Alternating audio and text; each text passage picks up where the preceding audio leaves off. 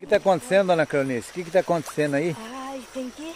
Ah, dá uma esticada. tem que tirar. Não afasta para trás não. Fica aqui, ó. Vai, fica na beirada do lago. Por isso que a senhora não afasta não. Vem aqui, ó. Enrola. Só por isso que a senhora perde o peixe. Fica na beirada do lago. Põe a vara mais aqui para ele não entrar no capim, ó. Tá. Senão a senhora perde. Vai enrolando. Não, calma, tá na boca, de boa. Fica sossegado. Vai de boa que ele... Põe o coador dentro d'água, Gesso. Só vem trazendo lá, não puxa não. Vem trazendo só na reta do coador. Fica parada, não faça para trás, dona Cleonice. Esse eu não vou perder. Não vai não, fica de boa lá. Olha lá, Gesso, olha lá. Ó. Vem no coador.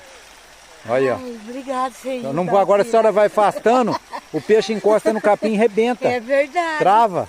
Entendeu aí, ó?